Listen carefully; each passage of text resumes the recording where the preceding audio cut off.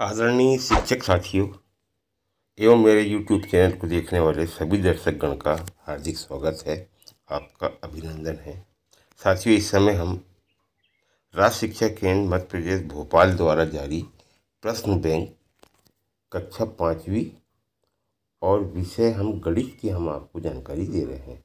और अभी तक के हमने प्रश्न क्रमांक 1 से 181 तक की हमने आपको जानकारी दे चुके हैं और आज हम उसके आगे की आपको जानकारी देंगे, आगे के प्रश्नों की जानकारी देंगे। और इसके साथ में हम आपको एक जानकारी और दे दें कि हमारे डिस्क्रिप्शन बॉक्स में 19-20 में जो प्रश्न बैंक निकला था उसकी भी वीडियो उसमें प्लेलिस्ट डली हुई है। और भी जो इम्पोर्टेंट जो कक्षा 5वीं में विषय गणित के लिए वो सभी प्लेलिस्ट आपको वहाँ देखने को मिल जाएगी। अतः अपने अध्ययन में आप उनको भी शामिल करें, जिससे बच्चे मेरे हिसाब से 100% वो गणित विषय में अच्छे अंक लेकर पास होंगे। तो चलिए हम आगे की आपको जानकारी देते हैं, आगे के प्रश्नों की हम आपको जानकारी देंगे। अब सर्वप्रथम प्रश्न क्रमांक 181, इसमें लिखा हुआ है नीलम को एक दिन के काम के बदले 335 रुपये मिलते हैं, तो उसे 2 माह काम के बदले कितने रुपए मिलेंगे। हमको इस संबंध में इसमें जानकारी बताना है कि नीलम को एक दिन में, यहाँ एक दिन में कितना मिल रहा है, 335 रुपये मिल रहा है। तो 2 माह में उससे कितने रुपए मिलेंगे। अब यहाँ एक चीज़ की और जानकारी मैं आपको बता दूं कि इस जगह पर लिखा हुआ एक दिन और यहाँ पे जो हमसे पूछा, ये पूछा 2 माह, क्योंकि हमको यहाँ एक दिन की मजदूरी 335 रुपये बता रहा है और यहाँ पे हमको ये माह के बारे में पूछ रहा है। तो ऐसी स्थिति में हमको जो ये दिन लिखा है तो इस माह को भी हमको दिन में परिवर्तित करना पड़ेगा। तो सबसे पहले हम इसको परिवर्तित करेंगे। जैसे यहाँ पर जो हल में जो लिखा हुआ है, हल नीलम को एक दिन में मिले रुपये 335, ठीक है। तो यहाँ पर एक माह में कितने दिन होते हैं, तो 30 दिन होते हैं। तो 2 माह में, तो इसको हम, ये मिश्र भिन्न में है तो हम इसको विषम भिन्न में परिवर्तित कर लेंगे। 2 दूनी 4 और 1 5, तो ये हो जाएगा हमारा 5/2। 5/2, एक माह में 30 दिन होता है तो 5/2 में हम 30 का गुणा कर देंगे तो हमारा दिन कितना आ जाएगा, 75। कहने का मतलब 2 माह जो लिखा है ये दिन के हिसाब से कितने दिन हो रहा है, हमारा 75 दिन हो रहा है। अब हम एक जबकि इसमें जमा सकते हैं कि नीलम को एक दिन के बदले 335 रुपये मिलते हैं। हम इस प्रकार से जबकि जमाएंगे, नीलम को एक दिन के बदले में 335 रुपये मिलते हैं, तो 75 दिन के में कितने रुपए मिलेंगे, उस प्रकार की हम यहाँ पर जबकि जमा लें और उसमें हम गुणा कर दें। तो यहाँ पर 335 में हम 75 का गुणा कर देंगे और 75 का जब हम गुणा करेंगे तो हमारा आंसर आ जाएगा इसमें 325।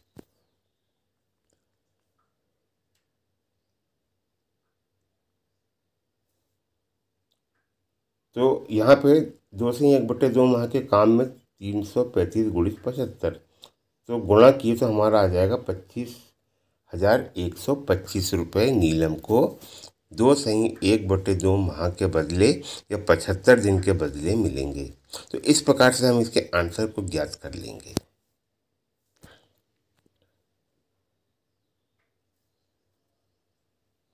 अब इसके बाद हमारे पास प्रश्न है, प्रश्न 182। नीचे दिए गए नक्शे को देखकर उत्तर दीजिए।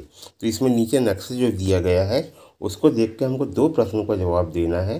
पहला है विजय चौक से राष्ट्रपति भवन किस दिशा में है, और दूसरा कस्तूरबा गांधी मार्ग से नेशनल स्टेडियम किस दिशा में है। तो हमको यहाँ पर दिशा की जानकारी हमको बताना है। और जब भी हम कापी किताब किसी भी चीज़ में अगर जब हम दिशा का ज्ञान करते हैं तो उसके बारे में मैं आपको बता दूं कि हम ऊपर वाले भाग को उत्तर बोलते हैं, नीचे वाले भाग को दक्षिण बोलते हैं, सीधे हाथ तरफ हम पूर्व मानते हैं और बाएं हाथ तरफ हम इसको पश्चिम मानते हैं। इस प्रकार से हम दिशाओं का ज्ञान करते हैं।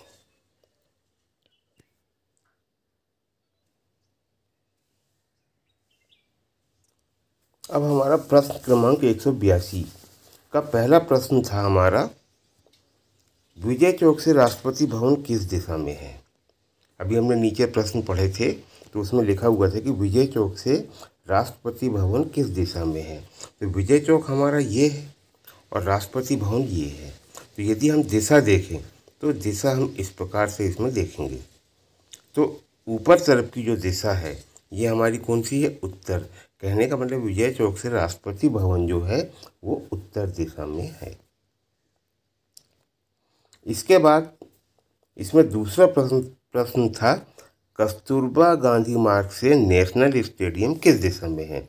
तो यह है हमारा कस्तूरबा गांधी मार्ग, ये जो है, और उसके हमको वहाँ से हमको देखना नेशनल स्टेडियम। तो नेशनल स्टेडियम इस तरफ है। तो दिशा किस प्रकार की आएगी इसमें, इस प्रकार की आएगी। तो हमारी नीचे की दिशा क्या होगी, तो ये हमारी नीचे की दिशा दक्षिण होगी। तो हम इसमें लिखेंगे कस्तूरबा गांधी मार्ग से नेशनल स्टेडियम दक्षिण दिशा में स्थित है। इस प्रकार से हम इसकी जानकारी देंगे। और यहाँ पे इसी प्रकार से उत्तर भी लिखा हुआ है, उत्तर दिशा में और ये दक्षिण दिशा में।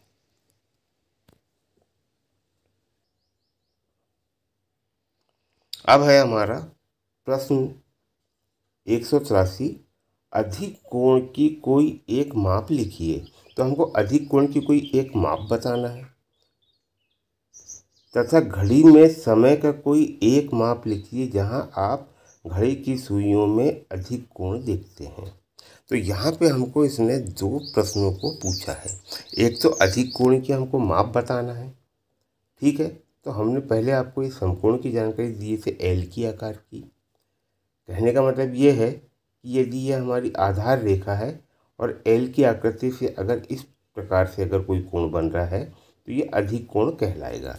कहने का मतलब ये है कि अधिक कोण की माप जैसे यहाँ लिखा है 90 अंश से अधिक तथा 180 अंश से कम, इनको हम अधिक कोण बोलते हैं। मगर हमको बोल रहे कि यहाँ पे एक माप लिखिए, तो हम लिख सकते हैं यहाँ पर एक माप हमको बताना है तो हम लिख दें 120 अंश।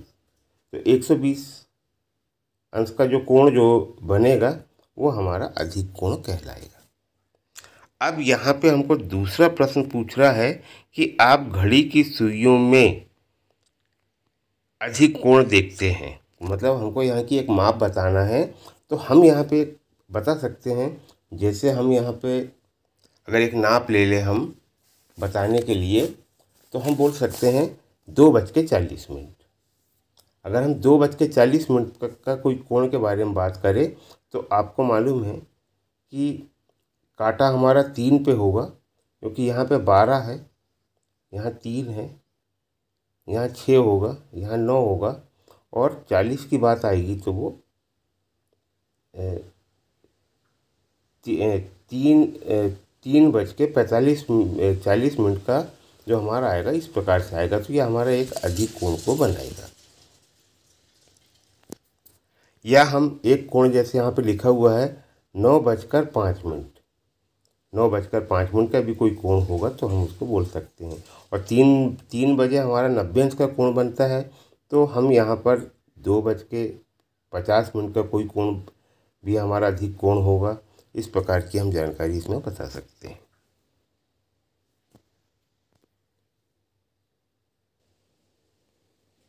अब है हमारा प्रश्न 184, एक दिन के 1/3 हिस्से में कितने घंटे होते हैं। हमको इसकी जानकारी बताना है इसमें कि एक दिन में 1/3 हिस्से में कितने दिन होते हैं। तो एक दिन हमारा कितना होता है, 24 घंटे। एक दिन में हमारे दिन रात को मिलाएं तो हमारे 24 घंटे होते हैं। और इस 24 घंटे का हमको 1/3 हिस्सा बताना है। तो इसका 1/3 हिस्सा बताने के लिए 24 गुणित 1/3 हम कर देंगे। इसको काट देंगे, 3 एकम 3 और 3 अट्ठे 24। इस प्रकार से इसका आ जाएगा हमारा 8 घंटे। इसका आंसर आ जाएगा हमारा कितना, जैसे यहाँ पर लिखा हुआ है 8 घंटे।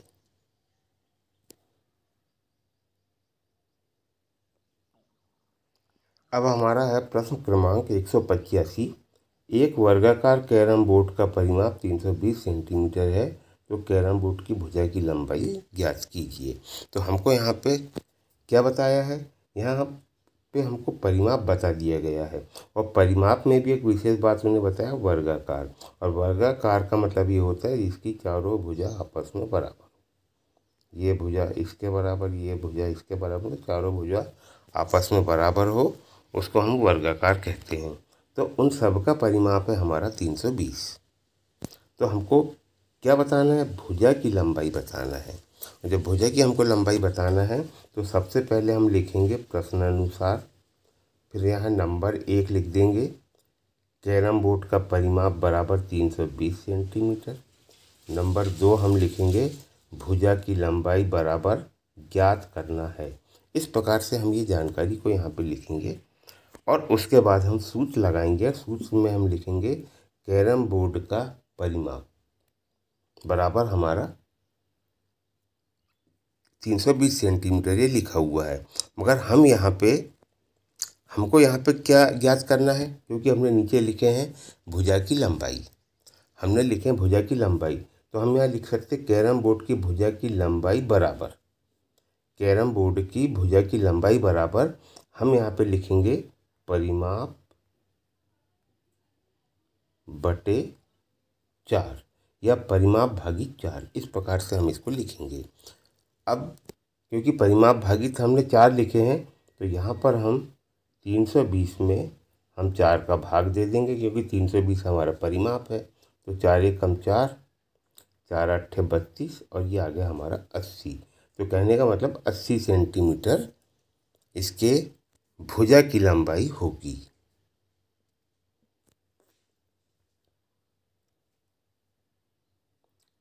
अब यहाँ पे इस प्रश्न को हल करके बताया, 320 में यहाँ पे 4 का भाग दिए हैं, तो ये आ गया आपका 80। तो कैरम बोर्ड की एक भुजा 80 सेंटीमीटर की होगी, ये यहाँ पर दिया हुआ है। अब हम देखेंगे प्रश्न क्रमांक 186। यहाँ लिखा संख्या 3 4 के पहले 4 गुणज लिखिए। तो हम 3 4 के पहले 4 गुणज हम लिखेंगे, क्योंकि एक प्रत्येक संख्या का गुणज होता है, इसलिए यहाँ पर 1 लिखा है। उसके बाद 3 6 9 12, और 4 के गुणज 1 4 8 12। इस प्रकार से यहाँ पे 4 4 गुणज के लिए बोला है, तो 4 4 गुणज लिख दिए। अगर 5 बोलता तो हम 5 5 भी लिखते।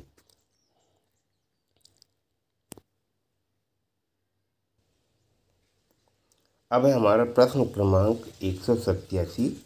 संख्या 12 के सभी गुणनखंड लिखिए। कहने का मतलब कि 12 के कौन कौन से गुणनखंड होंगे, हमको ये यहाँ पे बताना है।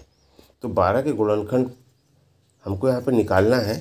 तो हम बहुत सारे तरीके से इसको निकालते हैं। यहाँ एक तरीका लिखा हुआ है जो यहाँ पे गुणनखंड विधि से निकाला गया है। 12 में यहाँ 2 का भाग दिए तो 6 आया, 6 में 2 का भाग दिए तो 3 आया, 3 में दिए तो 1 आया। इस प्रकार से। और दूसरा यदि हमको निकालना है तो हम यहाँ 12 के गुणनखंड यदि हम निकाले तो हमारा कितना हुआ, 4 और 3 हुआ। और फिर इसके भी हमने निकाले तो 2 और 2 हुआ। इस प्रकार से हमारे गुणनखंड 2 2 3 इस प्रकार से आएंगे। और यहाँ पर भी तो गुणनखंड जो हमारे निकले हैं वो है 2 गुणित 2 गुणित 3। इस प्रकार से इसके आंसर को हम निकालेंगे।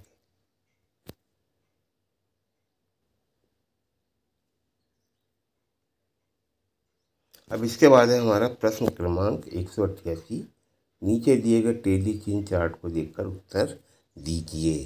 तो साथियों, हम आपको एक बात बता दें कि इसके पहले हमने एक दिशा वाला प्रश्न देखे थे, और दूसरा ये टेली चिन्ह वाला हमने प्रश्न देखे थे। मेरी 100% गारंटी कि दोनों में से कोई एक प्रश्न गणित में अवश्य आएगा जो कम से कम 5 अंक से कम का नहीं होगा।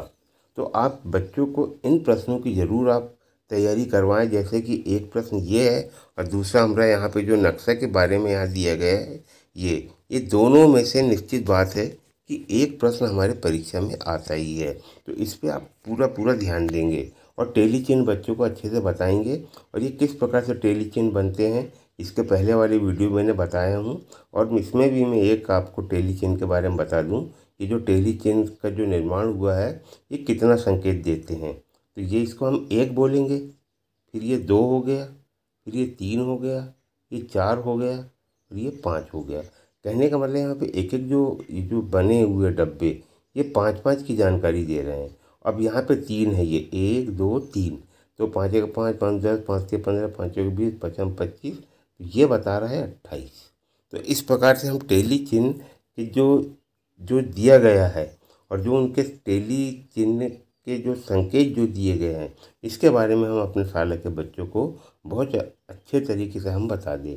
अब हमसे इस टेली चिन्ह में प्रश्न पूछ रहा है बसों की संख्या लिखिए, और बस हमारी कहाँ है ये लिखा हुआ है। तो यहाँ पे बस की संख्या कितनी आ रही है हमारी, 15 आ रही है। ये 5 10 15, तो हम यहाँ 15 लिख दें। उसके बाद दूसरा प्रश्न बोल रहा ट्रक की संख्या बताइए। तो ट्रक की संख्या, ट्रक ये लिखा है तो ये 5 और 1 6, तो ट्रक की संख्या यहाँ पे 6 है।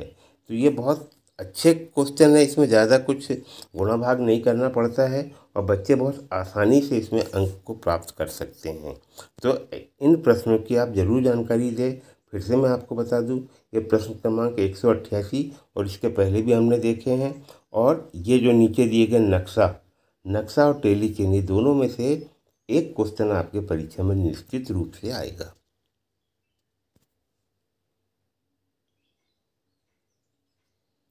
अब है हमारा प्रश्न क्रमांक 189। एक बच्चा एक दिन में 2 लीटर दूध पीता है, तो वह 2 साल में कुल कितना दूध पिएगा। और अभी तक के हम जितने भी प्रश्न हम देख रहे हैं तो वहाँ पर एक दिन की जानकारी देता है और माह की जानकारी पूछता है या वर्ष की जानकारी। तो यहाँ पर एक दिन की जानकारी दिया है और हमको 2 साल की जानकारी दिया है, तो हम इस साल को दिन में परिवर्तित करेंगे। ठीक है, तो यहाँ पर एक वर्ष में दिन कितने होते हैं, 365। तो 2 साल में कितने होंगे हमारे, 730। 2 साल में हमारे कितने होंगे, 730 दिन होंगे। ठीक है, तो एक बच्चा एक दिन में कितना दूध पी रहा है, 2 लीटर। तो हम इसमें 2 का गुणा कर देंगे। 2 का गुणा हम करेंगे तो 2 शून्य शून्य, 2 तिया 6 और 7 दूनी 14। कहने का मतलब वो बच्चा 2 साल में 1460 लीटर दूध पिएगा। इस प्रकार से हम इस प्रश्न को हल कर सकते हैं। अब यहाँ इस प्रश्न के बारे में बताया 2 साल में बच्चा दूध पिएगा, तो यहाँ पर 730 में ने 2 का गुणा किया है, तो ये आ गया हमारा 1460 लीटर। तो इस प्रकार से इसको हम हल कर सकते हैं। अब यहाँ पर यह हमारा अंतिम प्रश्न है। आज हम आपको 181 से 190 प्रश्न की जानकारी दे रहे हैं। तो यहाँ पर एक व्यक्ति को एक दिन में काम के बदले 300 रुपये मिलते हैं, तो वह 2/1/2 माह में कुल कितने रुपए कमाएगा।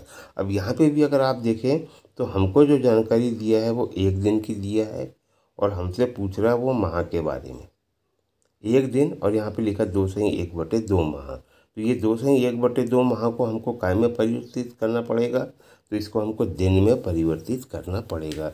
जब हम इसको दिन में परिवर्तित करेंगे तो यहाँ पे 2/1/2 लिखा है, तो इसका मिश्र भिन्न बनेगा 5/2, 5/2 बनेगा। तो एक माह में हमारा 30 दिन होता है, तो हम इसमें क्या कर देंगे, हम 30 का गुणा कर देंगे। और अब यहाँ से हमने 2 से काटे, 2 एकम 2 और ये 15 बार कटा, तो हमारा कितना आ गया, 75 दिन। ठीक है, तो कहने का मतलब हमसे जो प्रश्न कर रहा है वो कि एक व्यक्ति को एक दिन में 300 रुपये मिलता है, तो 75 दिन में कितने रुपए मिलेंगे, ये है। इस प्रकार से हमको इसको हल करना है। तो एक दिन में कितना मिल रहा है, 300 रुपये, तो हम 75 में 300 का गुणा कर देंगे, तो 75 तिया 225 और 2 लगा देंगे, तो उत्तर जो हमारा आ जाएगा उसमें 22,500 रुपये। इस प्रकार से हम इसको हल करेंगे। तो साथियों, आज हमने आपको प्रश्न क्रमांक 181 से 190 की हमने आपको जानकारी दी है, और इसके बाद की हम जानकारी आने वाली वीडियो में देंगे। तब तक के लिए आप सभी से को नमस्कार एवं मेरा धन्यवाद।